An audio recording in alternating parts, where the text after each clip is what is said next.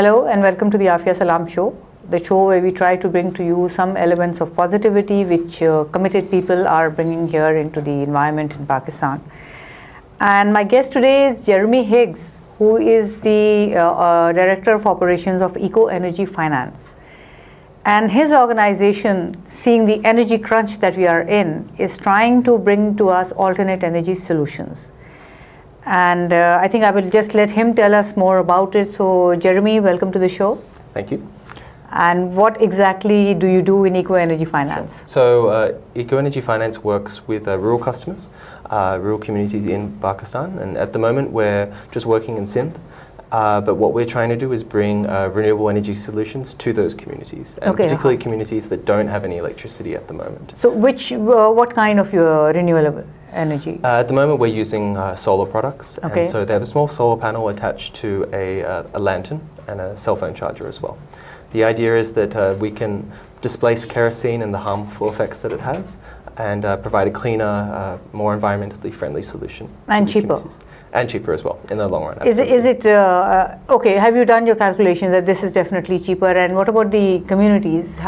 Are they receptive? Absolutely. So we've done some work before in a couple of different communities in Tarparker, and the reception there was great. They loved what we did. They loved the products as well, and they wanted a lot more. And so we're trying to expand that and increase the scale of what we're doing at the moment to 5 different villages in Sindh.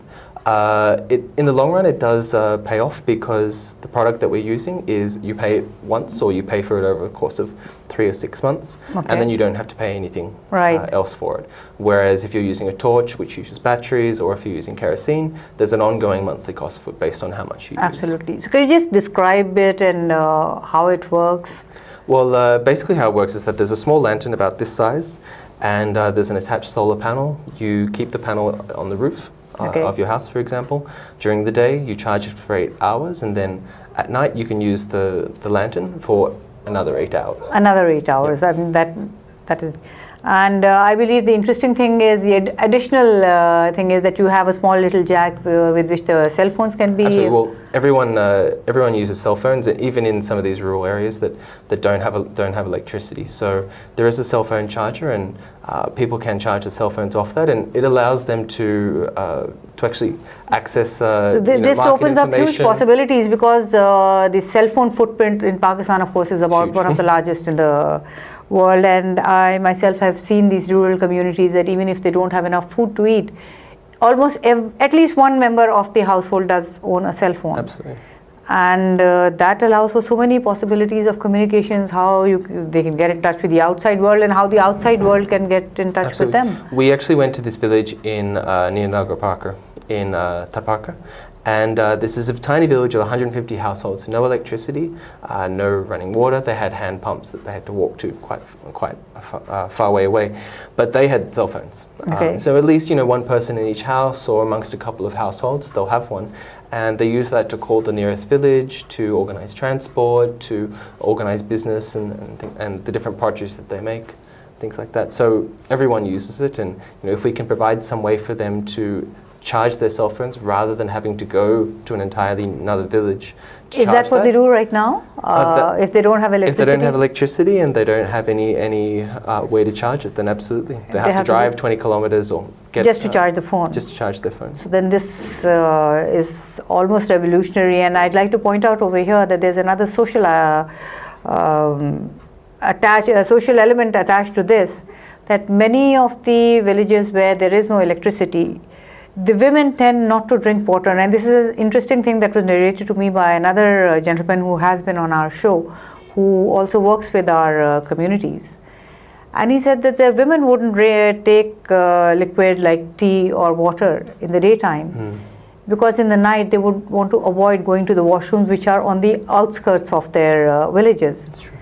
Because there's no electricity, there are snakes, there are other insects, and there's danger out there. Absolutely. So I think this would be sort of a life-altering thing. There's a health benefit. Health benefit, and then of course there are educational benefits. There's light after the working hours for during studies, and it actually changes the entire life. I know that people who hadn't ever seen a bulb once those bulbs were installed in their houses, how it was a transformation in their life. It makes a huge impact. Also, on a lighter side, one of the comments that we got from one of these communities was, the one near Nagar Parker, was that they've become more social since getting these lanterns. Okay. Because now they can travel between the houses, the different In the houses night. at night, because Right. they can see where they're going. They don't need to be afraid of these snakes. And so a lot of the families interact with each other in the evenings, and the social activity is increased. So that means it's changed the pattern from the activity from sun up to sundown. Absolutely. And they have more hours to themselves.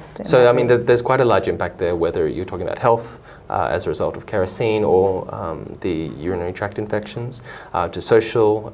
We're also trying to give a income generating opportunity to people in the village, so that someone, let's say within a village of 300 people, 300 households, will be selling these lanterns and providing maintenance if anything goes wrong. Okay. And through that, they can actually earn.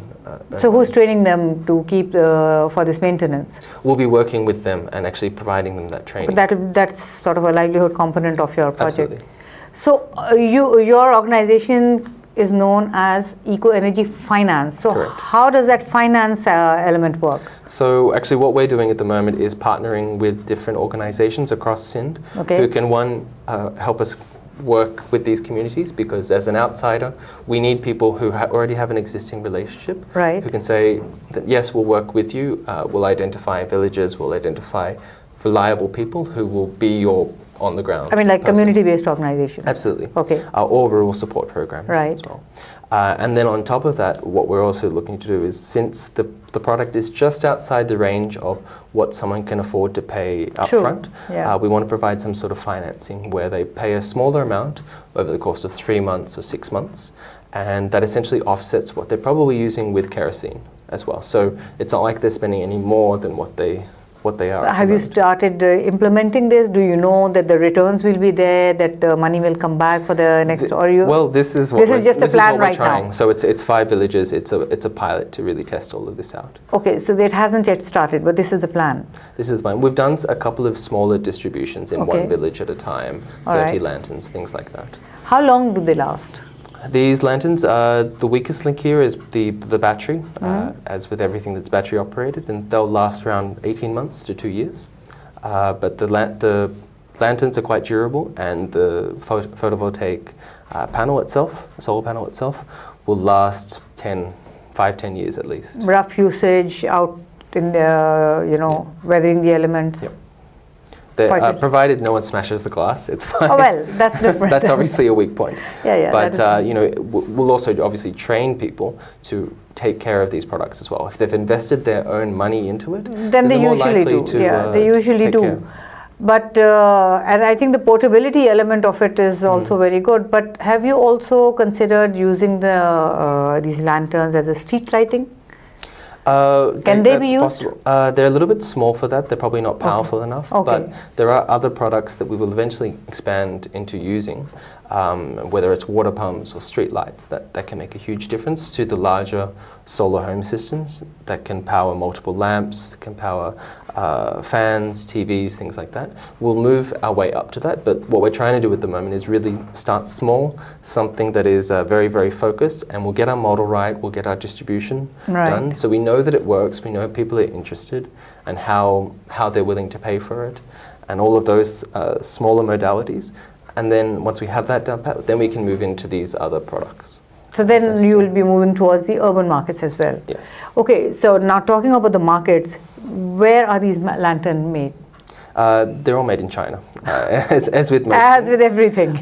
Some of these products are made by Australian. There's an Australian company. There's another one called D-Light, which is based out of India, but they all manufacture in China. They're all manufactured in China, and there's no way of bringing this technology here to lower the cost, or you think we don't have the volumes just yet to be able there to are make some solar panels that are made in Pakistan, and there's also one company that produces a solar lantern here as well, and we're looking at samples from that company as well, because if we can get something that's affordable and based in Pakistan, the logistics are much easier. The logistics are there, then the maintenance is easier, the people Absolutely. are able to, fix things here. It's a So lot if we easier. can do that, we will.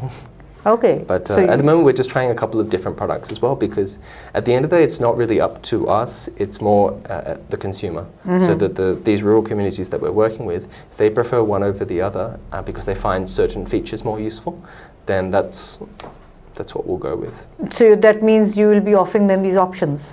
You'll be During this pilot, we're offering them. During the pilot, you're offering them out. But how much of a price difference is there in these different models? We're looking at somewhere around 1,500 to 2,000 rupees for one model, and the other one will cost around, I think, 3,000. Slightly bigger, maybe a little bit more durable.